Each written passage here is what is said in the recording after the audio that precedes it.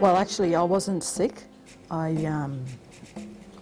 had no prior warning to it. I just woke up one morning and found a lump. You hear about it in other women, but you always have this thing about, oh, it's not going to happen to me.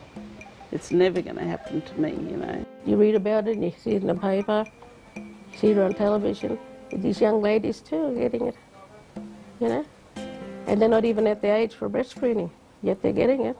You just don't know when it's going to happen, eh? You know, when a lump comes, you know, it could come anywhere, you know, you don't know when. An early detection saved my life, because now it's been 8 years. It just sort of woke me up, yeah. Even though I worked and everything, this don't mean to say that it can't happen to me.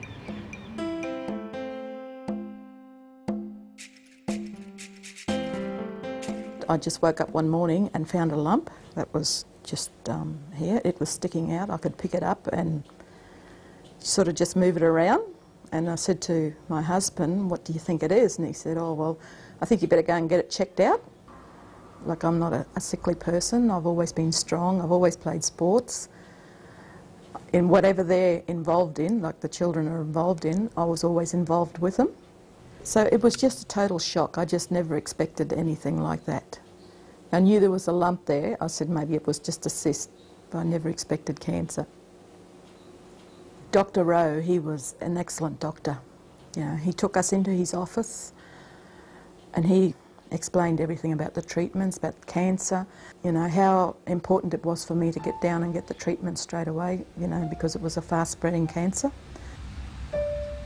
Well, Kevin had to be with me. Every time the doctor spoke to me, they made sure that he was there so that he would have an understanding of what I had to go through, and also what my children would have to go through as well. Like, they went through the whole process with me.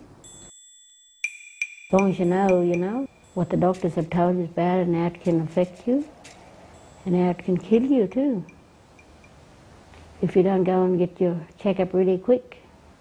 Well, when I had the lump, I went straight away, see the doctor, and I don't know, they sort of caught it a bit quick, and I don't get sick from it at all, and I don't take tablets for it. Out in the bush, they have checkups all the time. I know it might be frightening for some people, but it's the best thing to see a doctor for your health.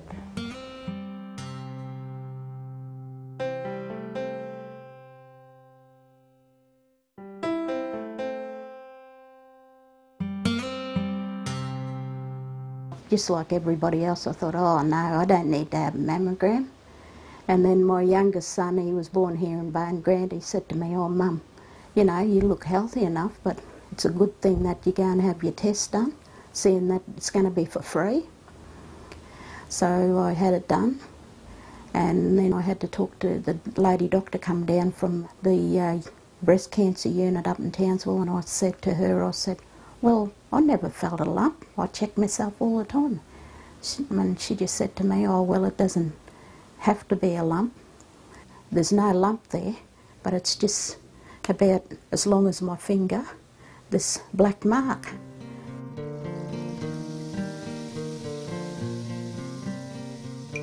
And if we didn't get breast screening, I wouldn't be talking to you today, because my cancer is an aggressive cancer. And they said if it comes back, like in 3 months, I'll be gone. It first started off with 3 tiny little lumps just around the nipple area.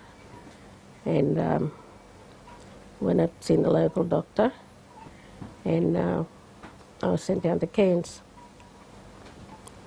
Then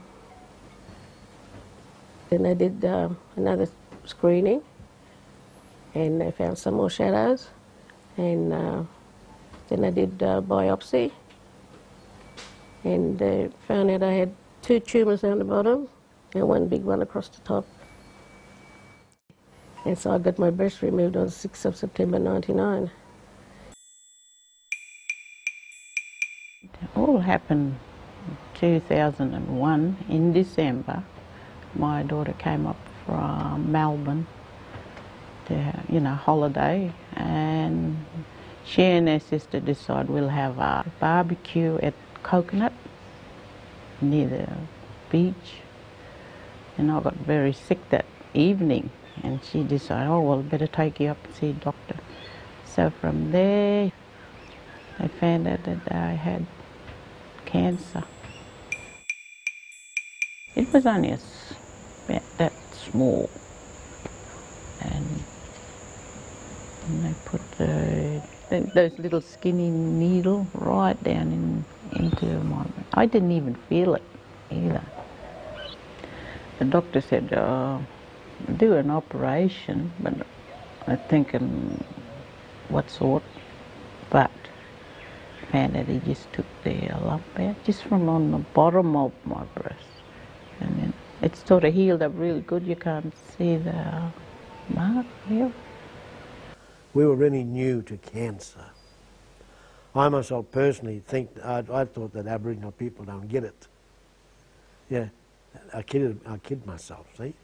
But in the Buller family, when we found out my wife, the kid's mother, the kid's grandmother, has got this cancer, we decided to get 100% behind her.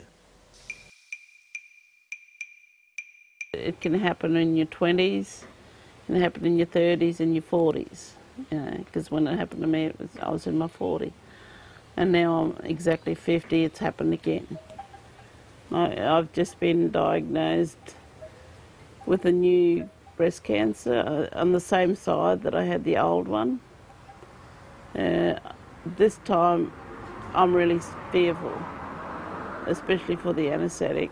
I'm not really scared about the traumatic side and the mastectomy and that. The main thing is the anaesthetic, because I've got added health problems. I've had a stroke 2 years ago. I've got ischemic heart disease.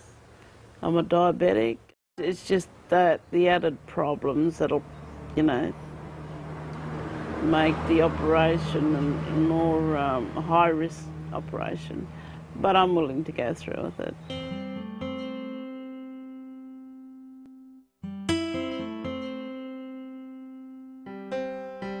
For a whole 6 weeks I was in Townsville.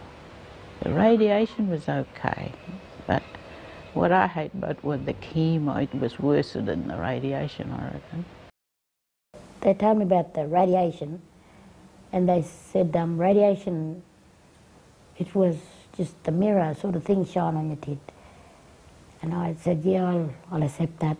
I'd go down for that. But the first week I was scared, and then when the next week come, I was sort of getting used to it. I wasn't lonely.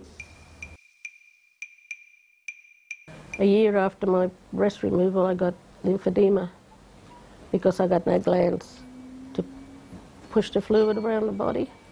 So a lot of fluid comes down this arm here. And so I wear the sleeve to push the fluid back up the arm. The doctors tried to, at the time, look back through my family history and find out if, someone like Mum or one of the females in our family had had cancer before, breast cancer before. There's another lady, Ivy Weston, and myself, our first cousins, our mothers are sisters. And I asked my old aunties, if they knew if there was cancer that was in our family that, would have came through into our generation now. And she couldn't tell me that there was any other cancer. As far as they knew, there was none. Well, Mum doesn't know, because all those records and everything would have got destroyed. And so she didn't know whether it comes from her side or from her dad's side. But her sister's daughters had breast cancer, and her 3 daughters had breast cancer.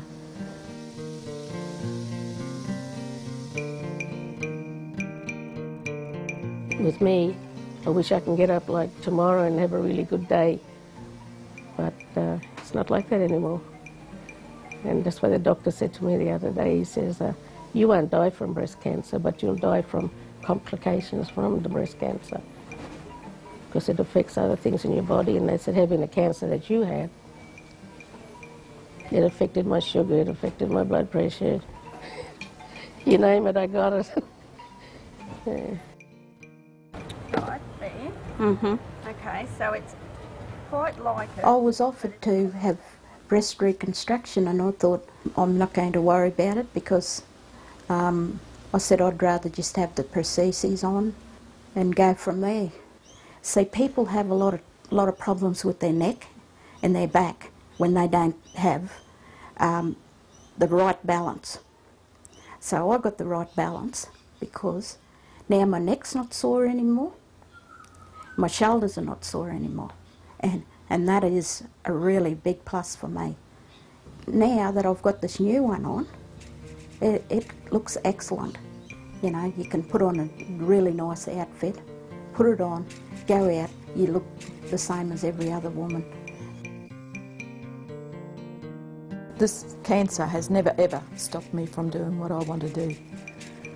From the day I came home, from the units, from the cancer treatments, I went straight back to work, and it's never ever stopped me from doing anything. It is so important for Indigenous women to have breast screen, and always remember that you're not alone. I know it might be frightening for some people, but it's the best thing to see a doctor for your health. Don't be scared. Go and get yourself checked out and follow through with all the medical expect of you. And look, you just have to think positive because you'll get through it, and you just have to tell yourself every day, I'm going to get through this. Don't take your life for granted. You only have one life, and it's how you live it and how you look after this body. Yeah.